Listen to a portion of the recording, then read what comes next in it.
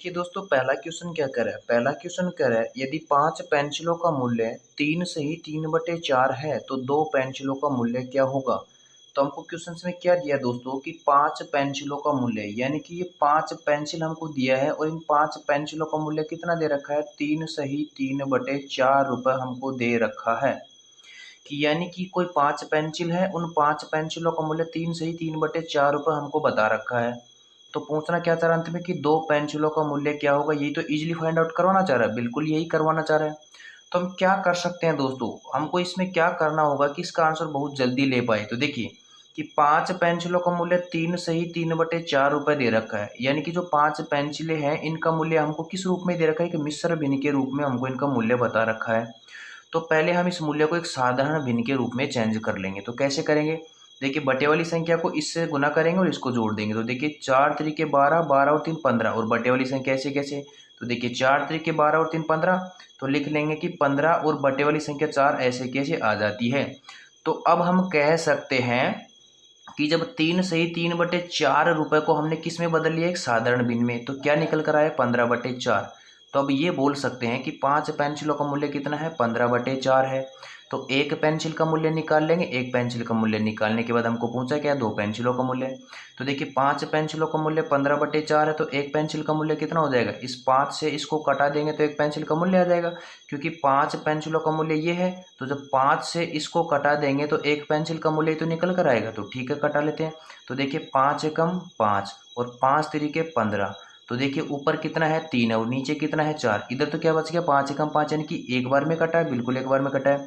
और इधर कटा है तो 5 तिरिके 15, 3 बार में कट गया। और बटे में 4 ऐसे कैसे? तो एक पेंसिल का मूल्य कितना निकल कर आया? 3/4 निकल कर आया। तो एक पेंसिल का मूल्य कितना? 3/4। तो पूछना कितने पेंसिलों का चाह रहा है? 2 पेंसिलों का। तो 2 से गुना कर देंगे। जब एक पेंसिल का मूल्य 3/4 है तो 2 पेंसिलों का मूल्य ज्ञात करने के लिए 2 से गुना कर देंगे, बिल्कुल कर देंगे। तो कटा लीजिए, 2 एकम 2 और 2 दूनी के 4। कितनी बार में कटा? 2 एकम 2, 2 दूनी की 4, यानी कि ऊपर कितना है? 3 और बटे में कितना है? 2। तो 2 पेंसिलों का मूल्य कितना निकल कर आया दोस्तों? 3/2। 3/2 रुपए 2 पेंसिलों का मूल्य निकल कर आया है। तो देखिए दोस्तों, किस ऑप्शन में दे रखा है? बी ऑप्शन में दे रखा है, दूसरे ऑप्शन में दे रखा है 3/2 रुपए। तो दोस्तों आशा करता हूँ कि आप इस प्रश्न को बिल्कुल जो है आसान तरीके से समझ गए होंगे। तो इसी के साथ हम अगला क्वेश्चन देखते हैं। देखिए दोस्तों, अगला क्वेश्चन क्या कर रहा है? अगला क्वेश्चन बहुत प्यारा सा क्वेश्चन है और बेहद ही इंपॉर्टेंट क्वेश्चन है। तो देखिए क्वेश्चंस को हम पहले पढ़ लेते हैं और मेरे पढ़ने के साथ साथ जो है आप भी अपने माइंड में पढ़ने की कोशिश करें और इसका क्या लॉजिक है, क्या कॉन्सेप्ट है, उसको अच्छे से दिमाग में समझने की कोशिश करें। इससे क्या होगा कि क्वेश्चन जो है आसानी से समझ में आ जाता है और इसका आंसर जो है हम विद इन सेकंड में निकाल सकते हैं। तो देखिए क्वेश्चन को आप मेरे साथ साथ पढ़ने की कोशिश कीजिए और मेरे पढ़ने के बाद में एक बार फिर से पढ़ने की कोशिश कीजिए। तो देखिए क्वेश्चन क्या कह रहा है, पहले हम इसको पढ़ लेते हैं कि एक तालाब को पूरा भरने में 20 दिन लगते हैं। यदि प्रतिदिन तालाब का जल स्तर दोगुना हो जाता है तो तालाब को आधा भरने में कितने दिन लगेंगे? यानी कि एक तालाब दे रखा है और उसको पूरा भरने के लिए कितने दिन लेता है? वो तालाब भरने के लिए 20 दिन लेता है। और इसमें आगे कंडीशन दिया है कि यदि प्रतिदिन तालाब का जल स्तर जो है दोगुना हो जाता है तो बताओ कि तालाब को आधा भरने में कितने दिन लगेंगे?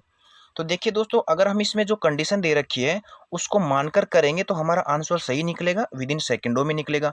अगर इस कंडीशन को हम नज़रअंदाज कर देते हैं और हम सीधा ऐसे कर लेते हैं कि एक तालाब को पूरा भरने में 20 दिन लगते हैं तो जाहिर सी बात है कि तालाब को आधा भरने में 10 दिन लगेंगे। बट ये क्या होगा कि 100% गलत हो जाएगा, क्योंकि हमको जब क्वेश्चन में कंडीशन दे रखा है कि यदि प्रतिदिन तालाब का जल स्तर दोगुना हो जाता है तो इस कंडीशन को मानकर ही हम सोल्व करेंगे। तो हमारा आंसर क्या होगा? बिल्कुल सरल निकल कर आएगा। तो देखिए इस क्वेश्चन को हल करते हैं। तो देखिए तालाब को पूरा भरने में कितना समय लग रहा है दोस्तों? 20 दिन। तो हम लिख लेते हैं कि तालाब को पूरा भरने में कितना दिन लग रहा है दोस्तों? 20 दिन में तालाब कितना भर जाता है? पूरा भर जाता है। तो हमने लिख लिया कि पूरा भरने में कितना समय लग रहा है? 20 दिन का समय लग रहा है। पूछना क्या चाह रहा है कि आधा भरने में कितना दिन लगेगा? आधा भरने में कितना दिन लगेगा? तो हम आसानी से बता पाएंगे। इससे पहले मैं आपको एक बात समझाना चाहता हूँ, उसको आप अच्छे से समझिए। तो देखिए इधर देख लीजिए कि मेरे को एक बात बताइए दोस्तों, अगर कोई तालाब 19 दिन में, अगर कोई तालाब 19 दिन में कितना भर जाता है? आधा भर जाता है। देखिए ये अलग से क्वेश्चन बता रहा हूँ ताकि ये क्वेश्चन जो आपको अच्छे से समझ में आए कि यदि कोई तालाब जो है 19 दिन में आधा भरा हुआ है और इसमें वही कंडीशन होती है कि यदि प्रत्येक दिन जो है तालाब का जल स्तर दोगुना हो जाता है तो बताओ कि तालाब को पूरा भरने में कितना समय लगेगा, यानी कि कितने दिन लगेंगे। तो देखिए कितना क्या कह रहा है कि 19 दिन में अगर कोई तालाब आधा भर जाता है और यदि प्रत्येक दिन जो है तालाब का जल स्तर क्या हो जाता है, दुगना हो जाता है, तो तालाब को पूरा भरने में कितना दिन लगेगा, ये हमको क्वेश्चन में पूछना चाह रहा है। यानी कि इस क्वेश्चन के अलावा मैं आपको समझाना चाह रहा हूँ ताकि इस क्वेश्चन को आप विद इन सेकंड में समझ पाओ। तो देखिए कि एक तालाब जो है 19 दिन में कितना भरा हुआ होता है, आधा भरा होता है।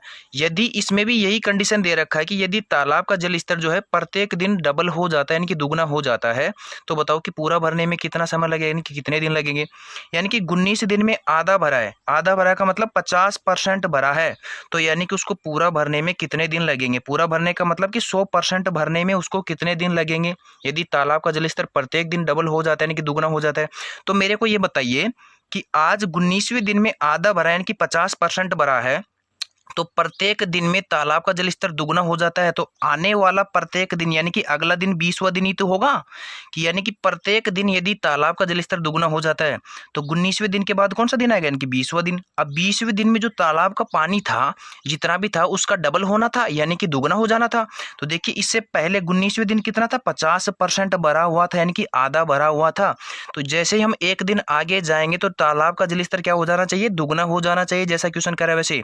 तो देखिए 50% से कितना हो जाना चाहिए, 100% हो जाना चाहिए, यानी कि वो पूरा भर जाएगा।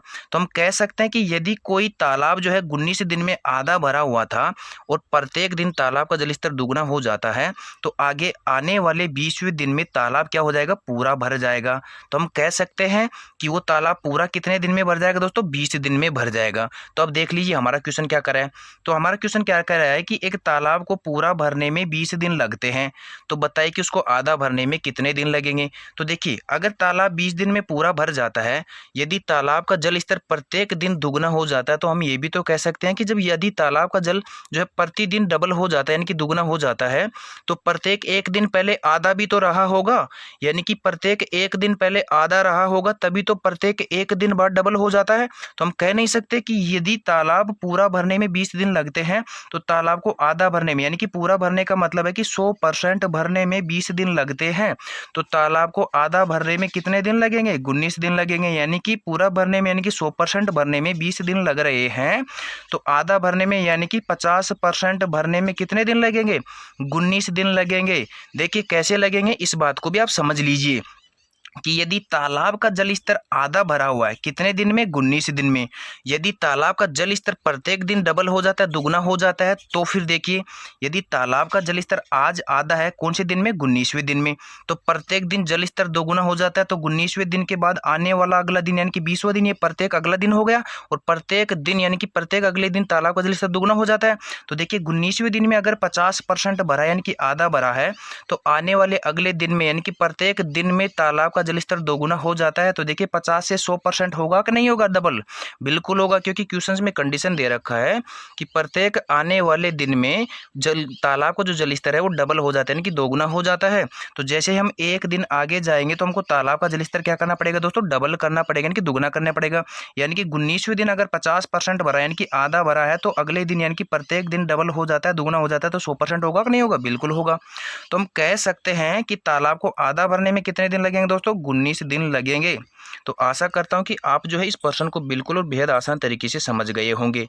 तो मेरे को ये बताइए कि इस क्वेश्चन को समझने के लिए क्या आपको इतनी महाभारत और रामायण लिखने की जरूरत थी क्या, बिल्कुल भी नहीं थी। आप इस क्वेश्चन को दिमाग में भी सोल्व कर सकते थे कि यदि 20 दिन में पूरा भर जाता है और यदि तालाब का जल स्तर प्रत्येक दिन डबल हो जाता है, तो 20 दिन में 100% भर जाता है, तो उससे एक दिन पहले यानी कि 19वें दिन आधा भरा होगा, क्योंकि कंडीशन के हिसाब से हम चलेंगे। यदि प्रत्येक दिन तालाब का जल स्तर दोगुना हो जाता है तो प्रत्येक एक दिन पहले तालाब का जल स्तर आधा रहा होगा, बिल्कुल रहा होगा, मैंने आपको यहाँ पर समझाया है।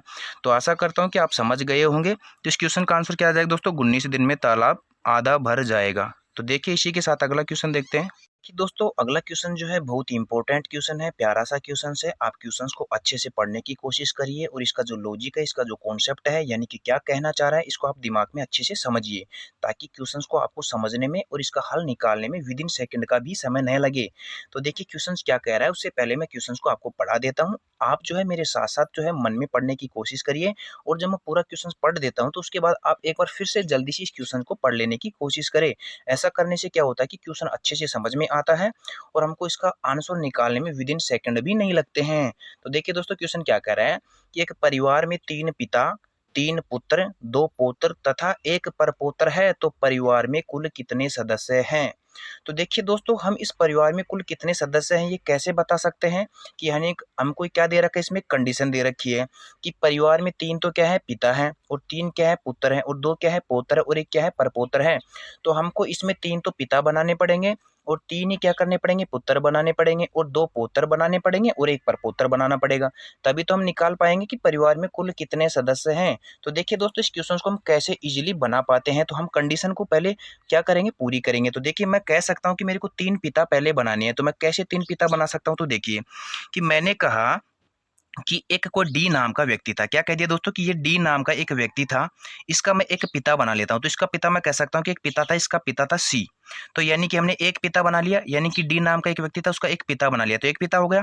अब सी नाम के व्यक्ति का भी एक पिता बना लेते, तो सी नाम के व्यक्ति का मैं एक बी नाम का पिता बना लेता हूँ, कि यानी कि डी का पिता कौन हो गया, सी का पिता कौन हो गया, बी। अब बी का भी एक पिता और बनाना है, क्योंकि हमने 2 ही पिता बनाए हैं, क्योंकि देखिए डी का पिता कौन है, सी, और सी का पिता कौन है, बी। तो कितने पिता हो गए, 2, एक पिता और बनाना है। तो बी का पिता भी हम कोई बना लेते हैं, तो क्या बना लेते हैं, ए।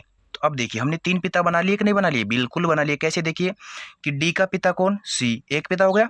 अब सी का पिता कौन, बी, तो 2 पिता हो गए। अब बी का पिता कौन, ए, तो कितने पिता हो गए, 3 पिता हो गए।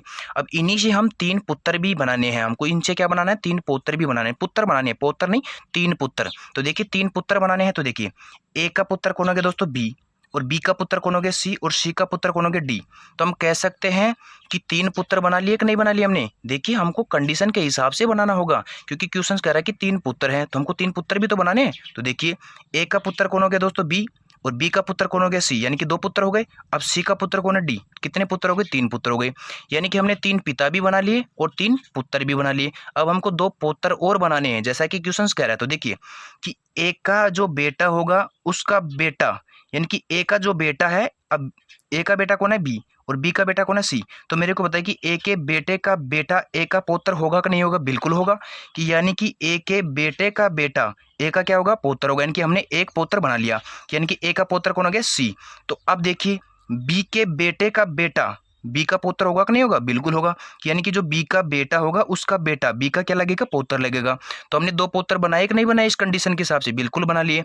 अब एक हमको क्या बनाना है, पर पौत्र बनाना है। तो देखिए पर पौत्र कैसे बनाएंगे, कि ए के बेटे का बेटा, यानी कि ए के बेटे का बेटा ए का क्या लगेगा, परपोता ही तो लगेगा।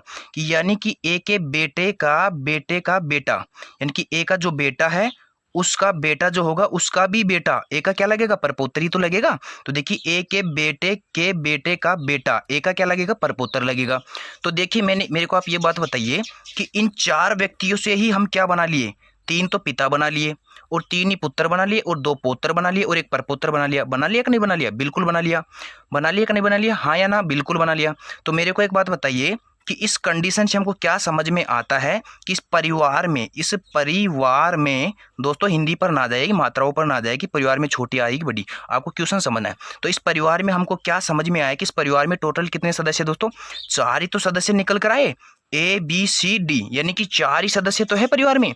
यानी कि इन 4 सदस्यों में ही तो 3 पिता हैं और 3 पुत्र हैं, 2 पौत्र है और 1 परपौत्र है। कि यानी कि हमने जो ये कंडीशन मानी थी कि यह कंडीशन सही है या नहीं है, बिल्कुल सही है। जैसा क्वेश्चन कह रहा है उस कंडीशन को ये कंडीशन जो है बिल्कुल सर्टिफाइड कर रही है। यानी कि जैसा क्वेश्चन कहना चाह रहा है उसके हिसाब से हमने इस कंडीशन को क्या कर दिया, सेट कर दिया।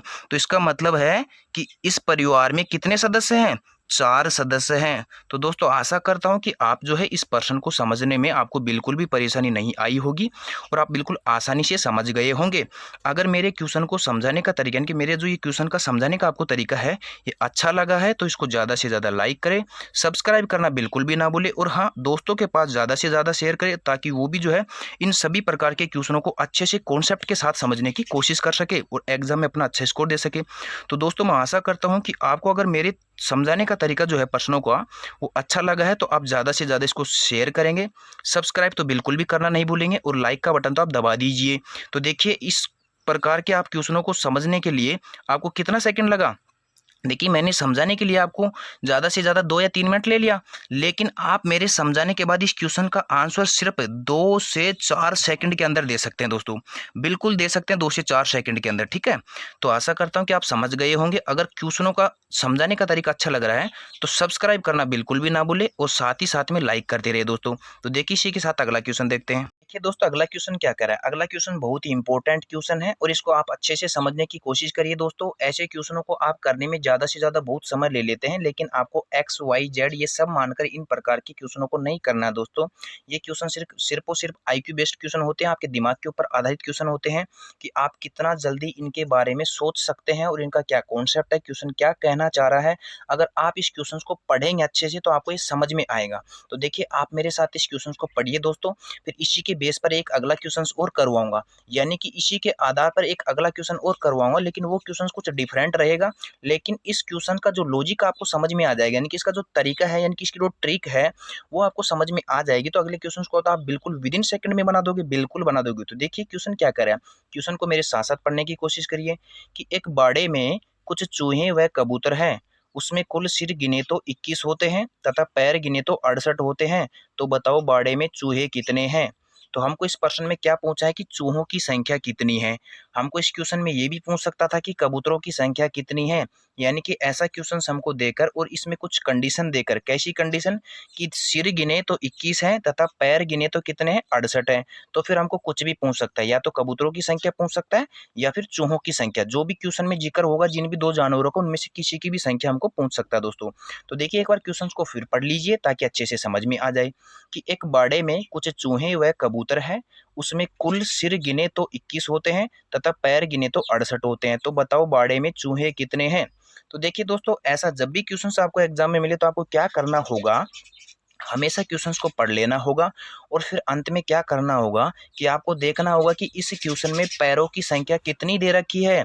जितनी भी पैरों की संख्या दे रखी है उनका आधा कर दो और आधा करने के बाद आप ये देखिए कि अब हमने आधा कर दिया है पैरों की संख्या को, यानी कि हाफ कर दिए, 1/2 कर दो। जितने भी पैरों की संख्या देता है उनको 1/2 कर दो, यानी कि आधा कर दो। और ऐसा करने के बाद आप ये देखिए कि अब पैरों की संख्या ज़्यादा बड़ी है या सिरों की संख्या ज़्यादा बड़ी है। जो भी संख्या ज़्यादा बड़ी है उसमें से छोटी संख्या को घटा दो और ऐसा करने से क्या होगा, ऐसा करने से 4 पैर वाले जानवरों की संख्या निकल कर आ जाएगी। जब 4 पैर वाले की जानवरों की संख्या निकल कर आ जाएगी तो जो बची होगी वो 2 पैर वाले जानवरों की संख्या होगी। तो जब हमको एक एक ये मालूम पड़ जाए कि 4 पैर वाले जानवरों की संख्या कितनी है तो 2 पैर वाले जानवरों की संख्या बताने में हमको बिल्कुल भी विद इन सेकंड नहीं लगेंगे, क्योंकि हमको कुल सिरों की संख्या दे रखा है। सिरों का मतलब होता है जितने सिर होंगे उतने ही जानवर होंगे, पैरों से तो कोई मतलब नहीं होता कि यानी कि हमको पैरों से हम पता लगा सकते हैं कि भाई इतने जानवर नहीं, यानी कि कुल सिर। देखिए सभी जानवरों के सिर तो एक ही होता है, लेकिन जानवरों के पैर तो अलग अलग होते हैं ना। चूहे के तो 4 पैर होते हैं, कबूतर के 2 ही पैर होते हैं। तो आप पैरों से तो इनकी संख्या का पता नहीं लगा सकते, लेकिन सिरों से पता लगा सकते हैं कि कुल सिर कितने भी दे दें तो पैर तो सबके अलग अलग होते हैं लेकिन सिर तो एक ही होता है। तो कुल सिर कितने दे रखे हैं, 21 दे रखे हैं। तो मेरे को ये बताइए कि मैंने जो तरीका बताया था कि यानी कि प्रश्न में जब आपको कुल पैरों की संख्या दे दे, कुल सिरों की संख्या दे दे, तो आपको क्या करना होगा, पैरों की संख्या को आधा कर देना होगा। और ऐसा करने के बाद ये देखिए कि पैरों की संख्या और सिरों की संख्या में से कौन सी संख्या बड़ी है, उस बड़ी संख्या में से छोटी संख्या को घटा दो। फिर घटाने पर जो मान आता है वो 4 पैर वाले जानवरों की संख्या का आता है। तो ऐसा करने पर क्या होगा, जो शेष बचेगा वो 2 पैर वाले जानवरों की संख्या बचेगी। तो देखिए इस क्वेश्चन को हम कॉपी में समझते हैं, यानी कि कैसे कर सकेंगे। तो देखिए मेरे को ये बताइए कि इस क्वेश्चन में हमको पैर देखने को कितने मिल रहे हैं दोस्तों, पैरों की संख्या कितनी मिल रही है। तो हम कह सकते हैं कि पैरों की संख्या कितनी है दोस्तों, 68 है। और हम देखें कि सिरों की संख्या कितनी है, यानी कि सिर कितने हैं इनके, सिरों की संख्या हमको 21 दे रखा है। तो मैंने क्या कहा था कि पैरों की संख्या को आप क्या कर देना, हमेशा आधा कर देना है कि हाफ कर देना। तो आधा करने के लिए क्या करना होगा, 2 का भाग देना होगा। तो आधा करेंगे तो कितना हो जाएगा, 34 हो जाएगा कि नहीं हो जाएगा, बिल्कुल हो जाएगा। तो यानी कि अब पैरों की संख्या आधा करने के बाद कितनी बची है, 34, और सिरों की संख्या तो 21 है ही। तो अब आप ये देखिए कि पैरों की संख्या ज़्यादा बड़ी है या सिरों की संख्या ज़्यादा बड़ी है। कब, जब पैरों की संख्या को आप आधा कर देते हैं उसके बाद आपको ये देखना होगा। तो अब देखिए कि 34 ज़्यादा बड़ा है या 21, तो आप कहेंगे कि भाई 34 ज़्यादा बड़ा सर। तो आप क्या करेंगे, इस बड़ी वाली संख्या में से छोटी वाली संख्या घटाएंगे। तो मेरे को ये बताइए कि 34 में से जब आप 21 घटाएंगे तो कितना बचेगा, 13 बचेगा। तो ये 13 क्या निकल कर आया, मैंने बताया था कि ऐसा करने पर जो भी मान निकल कर आता है वो 4 पैर वाले जानवरों की संख्या निकल कर आती है। तो ये 13 क्या हो गए, 4 पैर वाले जानवर। अब 4 किसके पैर है इसमें, चूहों के तो 4 पैर होते हैं, कबूतर के तो 2 ही पैर होते हैं। तो मेरे को ये बताइए कि 4 पैर वाले जानवरों की संख्या निकल कर आ गई कि नहीं आ गई, बिल्कुल आ गई। और हमको क्वेश्चन में क्या पूछना चाह रहा है, तो बताओ बाड़े में चूहे कितने हैं। तो बाड़े में चूहे कितने हैं दोस्तों, 13 चूहे हैं। अब मेरे को बताओ कि शेष कितने बचे। तो देखिए शेष क्या होते हैं, शेष यानी कि टोटल सिर कितने दे रखे, जितने सिर होंगे उतने ही तो जानवर होंगे। देखिए सभी जानवरों के सिर तो एक ही होता है, तो जितने सिर होंगे उतने ही जानवर होंगे। तो हमने ओवरऑल निकाला क्या कि 13 क्या निकल गए, 4 पैर वाले जानवरों की संख्या।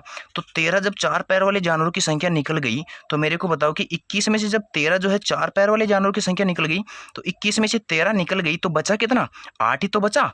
कि देखिए 13 तो 4 पैर वाले जानवरों की निकल गई, तो 21 में से 13 चले जाएगा तो कितना बचेगा, 8 ही बचेगा। तो 8 क्या हो जाएगी, 2 पैर वाले जानवरों की संख्या, 2 पैरों वाले जानवरों की संख्या। तो 2 पैर वाले जानवर कौन से, इसमें कबूतर हमको दे रखा है। क्या दे रखा है दोस्तों, कबूतर। तो अब क्वेश्चन में चाहे कुछ भी पूछे, अब पूछा तो क्या है कि 4 पैर वाले जानवरों की यानी कि चूहों की संख्या कितनी है। तो हमारा आंसर क्या हो जाएगा दोस्तों, 13। यानी कि हमारा आंसर क्या हो जाएगा दोस्तों, 13 हो जाएगा। यानी कि चूहे कितने हैं, 13 है। और पूछ लेता कि कबूतर कितने हैं, तो हम कह सकते थे कि कबूतर कितने हैं दोस्तों, 8 है। तो हमारा क्या आंसर हो जाता, 8 हो जाता। बट क्वेश्चन में पूछा है कि चूहे कितने हैं, तो हम कहेंगे कि 13 है। तो हमारा आंसर क्या होगा दोस्तों, 13। देखिए इसी के आधार पर हम एक और क्वेश्चन लेते हैं ताकि आपको अच्छे से समझ में आए। तो देखिए अगला क्वेश्चन दोस्तों, अगला क्वेश्चन क्या कह रहा है, क्वेश्चन कह रहा है कि एक बाड़े में कुछ आदमी व खरगोश है। यदि उनमें पैरों की संख्या 150 होती है तो सिरों की संख्या 45 होती है, तो बताओ बाड़े में कितने आदमी है। तो ऐसे क्वेश्चन को करने के लिए मैंने आपको क्या शॉर्ट तरीका बताया है कि ऐसे क्वेश्चन को जब आप पढ़ लेते हैं और समझ जाते हैं कि क्वेश्चन क्या कहना चाह रहा है, तो आपको देखना होगा कि इस क्वेश्चन में पैरों की संख्या कितनी दे रखी है। तो पैरों की जितनी भी संख्या दे रखी है उसको आधा कर दो, और आधा करने के बाद ये देखिए कि अब पैरों की संख्या ज्यादा बड़ी बची है या फिर सिरों की संख्या ज्यादा बड़ी है। तो जो भी ज्यादा बड़ी बचे उसमें से छोटी संख्या घटा दो, और ऐसा करने पर क्या निकल कर आता है, जो मान निकल कर आता है वो 4 पैर वाले जानवरों की संख्या का मान आता है। जब 4 पैर वाले जानवरों की संख्या का हमको पता चल जाएगा तो बची क्या होगी, 2 पैर वाले जानवरों की संख्या। यानी कि जानवर भी दे सकता है, इंसान भी दे सकता है। इसमें तो हमको क्या दे दिया, 2 पैर वाले तो क्या होते हैं, इंसान होते हैं, और 4 पैर वाले इसमें खरगोश का जिक्र हुआ है। तो देखिए मेरे को एक बात बताइए कि टोटल पैर कितने दे रखे हैं दोस्तों, हमको 150 पैर दे रखे हैं। टोटल पैर कितने, देखिए पैरों की संख्या कितनी दे रखी है दोस्तों, हमको 150 दे रखी है। और सिरों की संख्या कितनी दे रखी है दोस्तों, हमको सिरों की संख्या इसमें कितने दे रखा है, 45 दे रखा है। यही तो दे रखा है, बिल्कुल यही दे रखा है।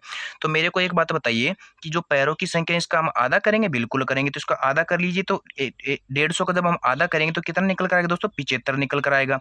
तो अब आप ये देखिए कि ये 75 ज्यादा बड़ा है या 45 ज्यादा बड़ा है। तो आपको पता है कि 75 ज्यादा बड़ा है। तो आप 75 में से जब 45 घटाओगे तो मेरे को बताओ कितना बचेगा। जब आप 75 में से 45 घटाओगे तो जाहिर सी बात है कितना बचेगा दोस्तों, 30 ही तो बचेगा, बिल्कुल 30 ही बचेगा। तो ये 30 क्या निकल कर आया है, जो 30 निकल कर आया है ये 4 पैर वाले जानवरों की संख्या निकल कर आई है। तो 4 पैर वाले इसमें क्या दे रखा है, खरगोश दे रखा है। खरगोश दे रखा, हमको खरगोश दे रखा दोस्तों, बिल्कुल खरगोश दे रखा है। तो 30 तो क्या हो गए दोस्तों, इसमें खरगोश हो गए, और बाकी बचे जो है वो क्या होंगे, आदमी होंगे। तो मेरे को बताओ टोटल सिर कितने हैं दोस्तों, 45 सिर है। अब 45 सिरों में से अगर 30 सिर, देखिए सभी चाहे जानवर हो या इंसान हो या पक्षी हो, सिर तो सबके समान होता है ना, कि एक ही होता है, लेकिन पैर अलग अलग हो सकते हैं। तो मेरे को ये बताइए कि जब हमने बड़ी संख्या में से छोटी संख्या घटाई तो कितना निकल कर आया, 30 निकल कर आया। तो 30 निकल कर आया, किसका मान निकल कर आता है, 4 पैर वाले जानवरों की संख्या का, या फिर कोई भी हो 4 पैर वाले उनकी संख्या निकल कर आती है। तो 30 क्या निकल कर आ गई, 4 पैर वाले की। तो 4 पैर वाले कौन है, इसमें खरगोश है। तो जब 30 खरगोश हैं तो बचे कौन होंगे, आदमी तो बचे होंगे। तो 45 में से 30 तो खरगोश है, तो बचे कितने, 15 बचे। तो ये 15 क्या हो जाएंगे दोस्तों, आदमियों की संख्या हो जाएगी। तो क्या हो गए, आदमियों की संख्या हो जाएगी। तो हमारा आंसर क्या आएगा दोस्तों, 15 आ जाएगा। तो आशा करता हूँ कि अब जो है आपका जो तरीका समझने का है वो बिल्कुल अच्छा हो गया होगा, यानी कि आप इस प्रश्न को समझने में आपको अब बिल्कुल भी परेशानी नहीं आई होगी, यानी कि इस प्रश्न को अब आप अच्छे से समझ गए होंगे। तो देखिए दोस्तों, एग्जामिनर ये तो है नहीं कि 2 पैर वाले और 4 पैर वाले ही जानवर या इंसान दे सकता है, वो 4 पैर वाले और 8 पैर वाले की संख्या देकर भी आपको पूछ सकता है। यानी कि एग्जामिनर क्या हो गया, होशियार हो गया है, क्योंकि उसको पता है कि स्टूडेंट जो बच्चा है 2 पैर वाले और 4 पैर वाले की संख्या जो है विद इन सेकेंडों में निकाल रहा है, उसको सब पता है। तो वो आपको क्या करेगा, आपको फंसाने के लिए 4 पैर वाले और कुछ 8 पैर वाले दे देगा। फिर पूछ लेगा कि बताओ को 8 पैर वाले की संख्या क्या है या फिर 4 पैर वाले की संख्या क्या है। तो आपको बिल्कुल भी नहीं घबराना है, हम उस टाइप का एक क्वेश्चन अगला ही ले लेते हैं, उसमें भी यही तरीका लगेगा। तो देखिए अगला क्वेश्चन हम देखते हैं, उसके लिए आप बने रहिए। तो देखिए अगला क्वेश्चन क्या कर रहा है। देखिए दोस्तों, अगला क्वेश्चन क्या कर रहा है, अगला क्वेश्चन भी बहुत ही इंपॉर्टेंट क्वेश्चन है। बट इस क्वेश्चन में क्या कंडीशन देखने को मिल रही है कि इसमें 8 पैर वाले केकड़े हैं और 4 पैर वाले खरगोश दे रखा है, यानी कि इस क्वेश्चन में हमको 4 पैर वाले और 8 पैर वाले की कंडीशन दे रखा है। तो देखिए इसमें भी वही तरीका लगेगा, बट इसमें क्या होगा कि इसमें 8 पैर वाले और 4 पैर वाले हैं। तो इससे पहले हमने जो 2 क्वेश्चन किए थे उसमें 2 पैर वाले और 4 पैर वाले थे।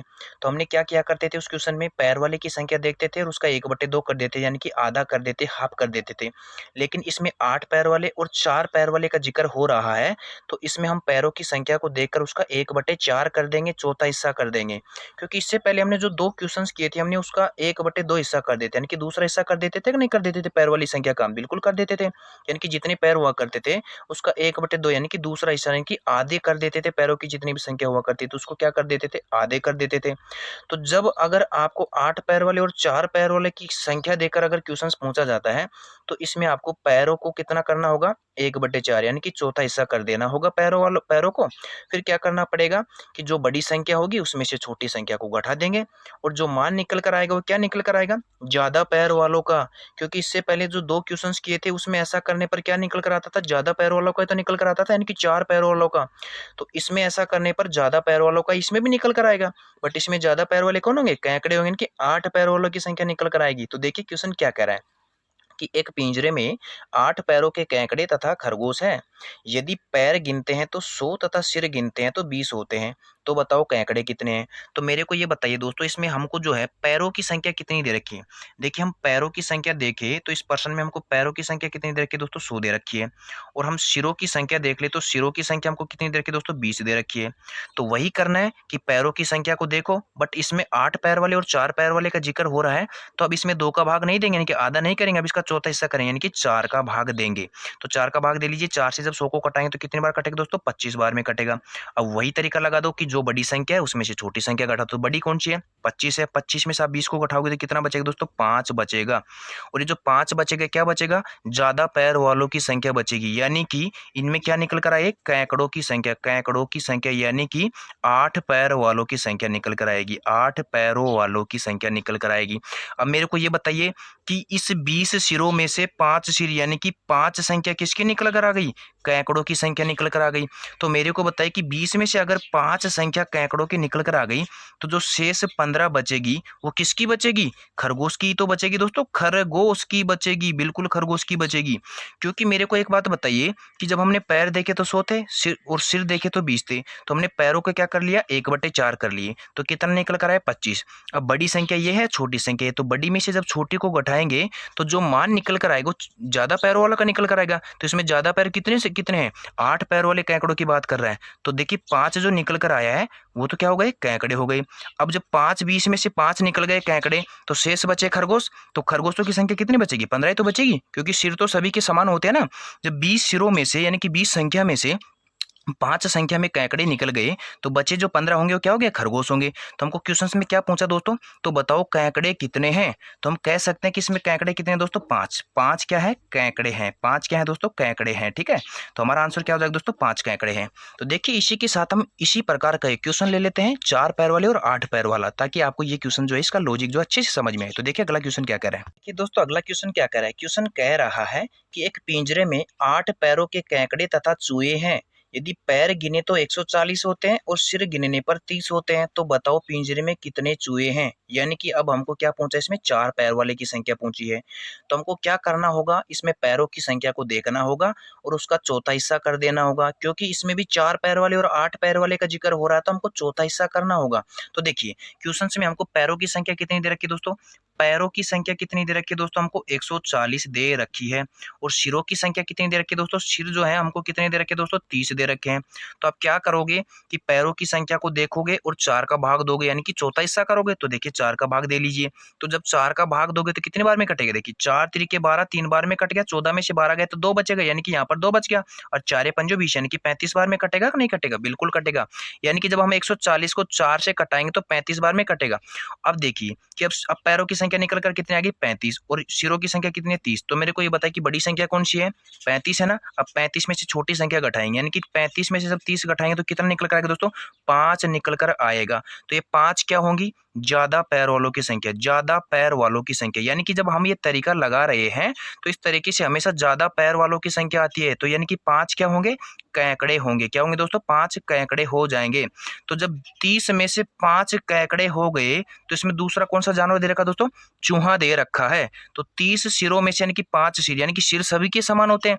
जब 30 संख्या में से 5 संख्या के कैकड़े निकल कर आ गए, तो 30 में से 5 निकल कर आ गए तो बचे कितने, 25 बचे। तो 25 क्या होंगे दोस्तों, चूहे हो जाएंगे। तो 25 क्या हो जाएंगे, चूहे हो जाएंगे। और इस क्वेश्चन में आपको पूछा क्या है, तो बताओ कि चूहों की संख्या कितनी होगी। तो दोस्तों चूहों की संख्या कितनी होगी, 25 होगी। तो मैं आशा करता हूं कि अब जो है आपको इस प्रश्न का तरीका भी समझने में आ गए होंगे, यानी कि इस प्रश्न को अब आप अच्छे से समझ पाए होंगे। तो दोस्तों अगर मेरा तरीका समझाने का अच्छा लग रहा है तो आप ज़्यादा से ज़्यादा जो है इस क्लास को लाइक करें, शेयर करें और सब्सक्राइब करना बिल्कुल भी ना भूलें। तो दोस्तों मैं आशा करता हूँ कि आप बिल्कुल सब्सक्राइब करेंगे, ज़्यादा से ज़्यादा लाइक करेंगे और अनेक स्टूडेंटों के पास भी शेयर करेंगे जो कि कॉम्पिटिटिव एग्जाम की तैयारी कर रहे हैं। तो दोस्तों इसी के साथ हम अगला क्वेश्चन देखते हैं। देखिए दोस्तों अगला क्वेश्चन क्या कह रहा है, अगला क्वेश्चन बहुत इंपॉर्टेंट क्वेश्चन है। देखिए ये हमने औसत से लिया है, इससे पहले हमने काफ़ी क्वेश्चन जो आईक्यू बेस्ड कर लिए हैं, जो दिमाग पर आधारित है, यानी कि दिमाग पर जोर देने लायक थे। तो देखिए क्वेश्चन को पढ़िए। हम जो है और भी काफ़ी क्वेश्चन ऐसे करेंगे जो आईक्यू बेस्ड होंगे, यानी कि दिमाग पर जोर देने वाले होंगे। तो हम आगे आने वाली प्रत्येक क्लास में कुछ आईक्यू बेस्ड क्वेश्चन लेंगे, उनके साथ साथ जो है हम जो है हर एक चैप्टर के क्वेश्चंस भी करते चलेंगे। तो देखिए क्वेश्चन क्या कर रहा है, 36 छात्रों के समूह की औसत आयु 14 वर्ष है। शिक्षक की आयु इनमें सम्मिलित किए जाने पर औसत आयु में 1 वर्ष की वृद्धि हो जाती है। शिक्षक की आयु कितनी है। देखिए दोस्तों इन प्रकार के क्वेश्चनों को आप अच्छे से पढ़े और दिमाग में सोचने की कोशिश करिए कि क्वेश्चन क्या कहना चाह रहा है। अगर आप अच्छे से दिमाग में सोच पाएंगे तो शायद प्रश्न को पढ़ते पढ़ते ही आप आंसर निकाल पाएंगे।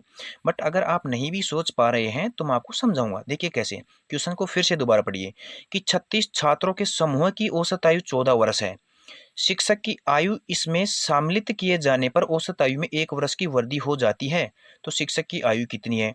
तो मेरे को एक बात बताइए कि इसमें छात्र कितने हैं दोस्तों, 36 छात्र थे। जब 36 छात्र थे तो उनकी औसत आयु कितनी थी, 14 वर्ष। जैसे ही शिक्षक की आयु भी इनमें सम्मिलित कर ली जाती है तो पहले 36 छात्र थे, एक शिक्षक और सम्मिलित हो जाएगा, तब कितने लोग हो जाएंगे टोटल, 36 छात्र प्लस एक शिक्षक, तो 37 लोग हो जाएंगे कि नहीं हो जाएंगे, बिल्कुल हो जाएंगे। तब औसत में 1 वर्ष की वृद्धि हो जाती है। तो पहले औसत कितना था, 14 वर्ष था। जैसे 1 वर्ष की औसत में वृद्धि होगी तब औसत 15 हो जाएगा, नहीं हो जाएगा, बिल्कुल हो जाएगा। तो देखिए हम कैसे करेंगे। तो देखिए दोस्तों क्वेश्चन क्या दे रखा है कि 36 छात्र दे रखे हमको। देखिए छात्र कितने दे रखे दोस्तों हमको, 36 दे रखा है। और इनका औसत हमको कितना बता रखा है कि 36 जो छात्र हैं इनका औसत कितना दे रखा है दोस्तों, 14 औसत हमको बता रखा है। ठीक है, फिर आगे क्वेश्चन ने ये कहा है कि शिक्षक की आयु भी इनमें सम्मिलित कर ली जाए तो अब कितने व्यक्ति हो जाएंगे टोटल। देखिए 36 तो छात्र ही है, एक शिक्षक और आ जाएगा तो कितने लोग हो जाएंगे टोटल, 37 हो जाएंगे कि नहीं हो जाएंगे, बिल्कुल 37 हो जाएंगे। तो फिर औसत में जो है 1 वर्ष की वृद्धि हो जाती है। पहले औसत कितना निकल रहा था, 14 निकल रहा था, अब औसत में 1 की वृद्धि हो जाएगी तो कितना हो जाएगा, औसत 15 हो जाएगा, जाहिर सी बात है। तो हमने क्या किया है, अभी तक कुछ भी नहीं किया है, जैसा क्वेश्चन कह रहा था उसको यहाँ पर लिखा है। आप यहाँ पर लिखेंगे नहीं, जब एग्जाम में बैठेंगे तो यहाँ पर नहीं लिखेंगे, आप दिमाग में ही इस क्वेश्चन को करने की सोचेंगे। बट मैंने क्यों लिखा है, ताकि आपको अच्छे से समझा सकूँ, और जब आप समझ जाएंगे तो आप भी बिल्कुल लिखने का प्रयास नहीं करेंगे। अब आपको करना क्या होगा, देखिए कि पहले छात्र कितने थे, 36 थे। अब एक शिक्षक शामिल हो गया तो कितने हो गए टोटल लोग, 37 हो गए। पहले औसत 36 छात्रों का कितना था, 14 14 था। लेकिन जैसे ही एक शिक्षक को हमने सम्मिलित किया तो टोटल लोग 37 हो गए और औसत में एक की वृद्धि होगी तो औसत कितना हो गया, 15 हो गया। तो आपको हमेशा क्या करना होगा, ये देखना होगा कि पहले जितने भी लोग थे उनसे अब जो लोग हो गए वो कितने बड़े हैं या घटे हैं। तो मेरे को बताओ कि पहले कितने लोग थे, 36 थे, अब कितने हो गए, 37 हो गए। तो क्या हो गया, एक बढ़ गया है, तो एक प्लस हो गया कि नहीं हो गया, बिल्कुल हो गया। अब ये देख लीजिए कि पहले जितना औसत था उससे अब वाला औसत घटा है या बढ़ा है। तो पहले औसत 14 था, 15 हो गया, तो औसत भी क्या हो गया दोस्तों, एक बढ़ गया है। अगर दोनों तरफ प्लस ही प्लस होता है तो आपको क्या करना होगा, देखिए आगे क्वेश्चंस को करते हैं फिर बताएंगे। देखिए देखिए पहले 36 लोग थे, अब 37 हो गए, तो एक क्या हो गया, बढ़ गया। पहले औसत 14 था, अब एक औसत बढ़ गया, यानी कि 15 हो गया। तो आपको क्या करना होगा कि इधर जो भी कम हो रहा है या बढ़ रहा है आपको उस पर ध्यान देना होगा। तो इसमें क्या हो रहा है, एक बढ़ रहा है, तो इधर अगर बढ़ रहा है तो ठीक है, घट रहा होता तो माइनस लगा देते, तो उससे कोई फर्क नहीं पड़ेगा। अगर घट रहा है तो माइनस लगा देना, बढ़ रहा है तो प्लस लगा देना, और इधर भी बढ़ रहा है तो प्लस लगा देना, घट रहा है तो माइनस कर देना। फिर क्या करना होगा, इधर वाली जितनी भी घट रही है या बढ़ रही है उस संख्या को क्या करना होगा, इधर वाली नीचे वाली संख्या से गुना करना होगा। क्या करना होगा, गुना करना होगा। और इधर जो भी घट रहा है या बढ़ रहा है उसको इधर वाली ऊपर वाली संख्या से गुना करना होगा।